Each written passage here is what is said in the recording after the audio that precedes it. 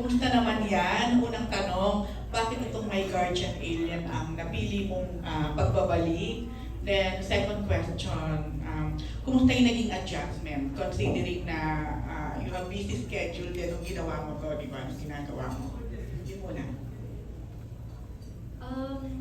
Well, nag-present sa amin yung GMA. Tapos ito talaga yung nabulsuhan ko na sabi ko, ay, ang ganda nitong gawin kasi bago sa akin at sure ako mapapanood ng mga anak ko. Kasi gusto ko gumawa ng isang serye na kaya panoorin ng mga anak ko at magiging proud ako. Sabi ko nga, ito na yung time siguro na moment ko sa buhay ko na sa tuwing may gagawin ako, gusto ko maging proud yung mga anak ko sa akin. So ito yung My Guardian Alien. Nakita mo naman ang ano natin, movie. Sabi ko nga parang worth it lahat ang paghihintay ng 5 taon para gawin ito. So, kumusta yung adjustment?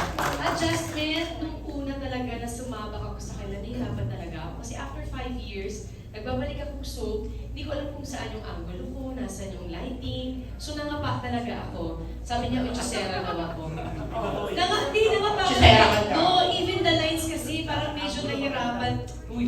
Lahat parang hirap mag-memorize ng lines and everything. Pero dahil sa tulong ng mga tao sa paligid ko, naging madali para sa akin yung trabaho ko.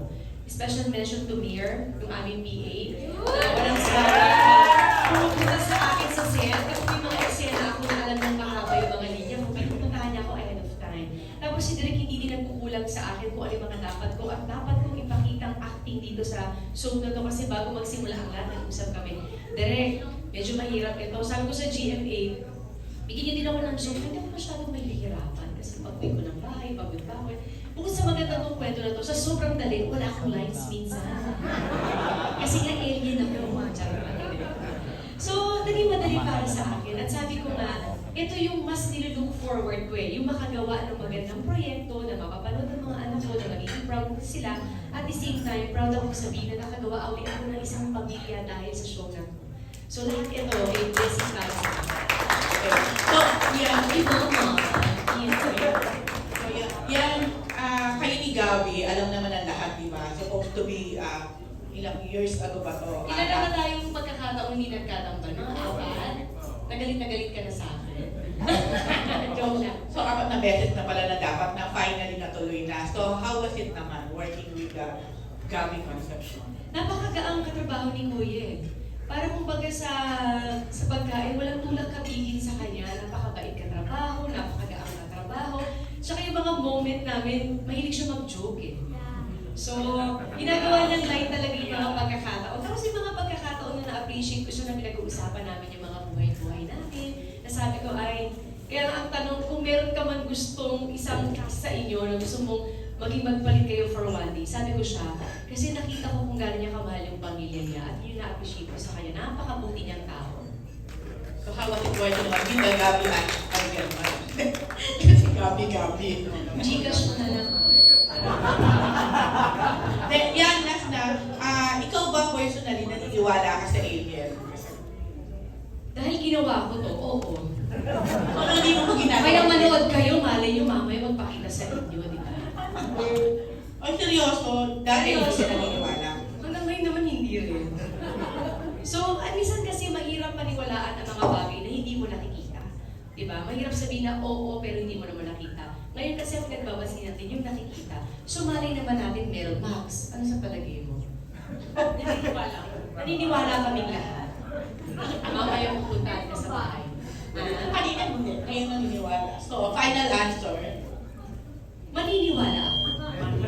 Maniniwala ako kasi ang ganda ng kwento niya. Kung totoong may ganitong klaseng alien sa buhay ng mundo ng tao, para ang sarap niyang maging kaibigan. Labas ng ating My Guardian Alien itong April 1. Kaya very excited talaga ako kasi bagong kwento ito, original na story, tapos fantasy pa, so excited talaga ako. Yan, may pressure ba? Kasi sabi nga kanina na nandito yung best director, box office queen, all time ngayon. Parang ayoko isipin yung pressure sa buhay. Mas gusto ko siguro i-look forward kung ano yung mai-offer natin sa mga manonood dati, which is ito nga na magandang kwento, may mapupulot silang aral. Siguro mas yun ang nililook forward ko. kung ano yung mga good feedback after nila mapanood. Yan, nag-expect ba sina Zia na mag-ano ka rin? Mag-magic ka rin sa bahay? Actually, pinapanood ko sa kanila yung mga OBB. So, very excited talaga sila mapanood. Sabi, Mama, you have a magic. Sabi ko, may magic ako Levitate dito. ni mommy. Ganun, wala. Ay, meron naman ako mga tricks sa bahay. So, parang nauuto ko naman. Miss Maria, nagbalik teleserye na kayo. Do we expect to see you again sa mga shows po natin for GMA Pinoy TV? Yes, this year? definitely, yes. Yan. Na-offend ka ba o natatawa o na-amuse na parang natatakot sila sa'yo? Okay lang yun. Ganun talaga. Normal lang yun. Parang lahat naman ng tao, parang kapag bago talaga, ganun yung nararamdaman nila. So, okay lang. Walang ano sa akin yan. At isa babago naman pang na-experience Oo, ka. okay naman. Kaya sinasabi ko, nakatrabaho mo na ba ako? Hindi. Kailangan makatrabaho mo. Okay na? Parang wala nang maitanong ka. Wala na, di ba? Uwi na tayo, guys. Ha? Ano pa? Wala na. Holy Week na lang, Holy Week. Oo. Finally, kasi nung last year, hindi kami nakaalis, syempre, dahil busy kami sa pelikula, pag-promote and everything. So this time, talagang naglaan kami talaga ng oras para makasama yung mga bata at maipasyal sila. Saan kayo? Siyempre, di ba? Saan kayo mamamasyal? Diyan. Sa outer space. Sa Amanpulo ba ito? Hindi. Alis kami. Out of the country. So, sa Spain ba to? Hindi pa doon. Pero igagala namin sa mga, alam mo yung mga hindi namin napupuntan, Japan. mga zoo, yung mga ganun. Ilang kami. days yan? Aayusin pa namin kasi kailangan kong bumalik dahil hindi pa kami tapos dito sa taping. Parang meron pa kami Hindi 10 pa days tapos to. pa.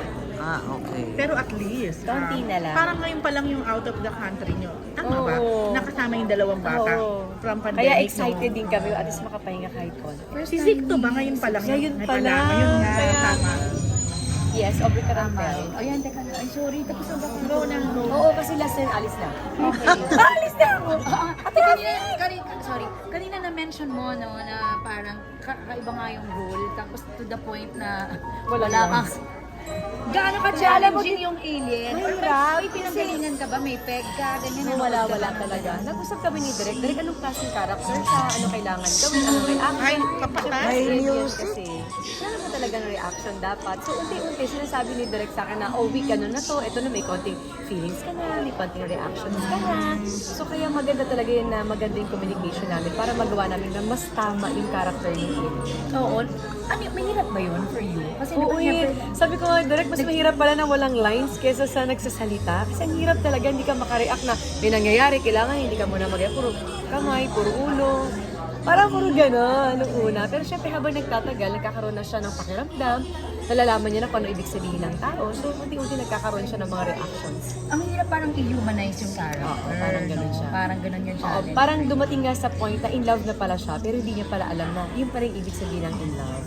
So may kilig pa rin. Meron. Nice. Sobrang light, kwentang pangbata talaga na may matututunan sila na kung paano ikatrato yung kapwa mo kahit na meron kakaiba para sa kanila. Yan, parang lahat ng cast talagang puring-puri ka bilang katrabaho na ano bang pinakita mo sa kanila? Ano bang As me, myself, and I. Oo, no. Oo. Oo. Sabi mo kanina nakabuo ka nga ng pamilya. Makita niyo naman, di ba, lahat kami dito sobrang saya. As in, saya talaga. Sobrang light sa set. Tsaka, yun yung nilook forward namin na kahit na malayong location, alam namin magkukwentuhan kami, magbabanding. Minsan to the point na nasa dressing room ako, yan sila Kiray, sila Christian and Doy. Pupunta talaga sa akin sa dressing room, doon talaga sila tumatambay. Siyempre, inaabangan na yung comeback mo. Sabi nga, ang pagbabalik ng prime time sa GMA Prime. What's the best thing about this project na bakit ka abang-abang? Bakit ito yung pinili mo rin for your comeback? Original story siya. May mapupulot na araw. Very light siya at pang pamilya. At sigurado ko kahit anong age mo, makaka-relate ka. At ang pinakamahalaga nito yung sinasabi ko at sinasabi ni Doy kanina na parang mahalin mo yung mga magulang mo. Pangalawa, pahalagahan mo ang pamilyang pagmamahal. Yan, worth it yun. Yung tagal na ina-attempt kayong pagtambali ni Gabby Concepcion. Inaasar nga ako ni Kuya, nag-taping kami. Sabi niya, tuloy na ba ito? Mamay, mabuntis ka na naman. Sabi ko, Kuya, tuloy na. May chance pa ba?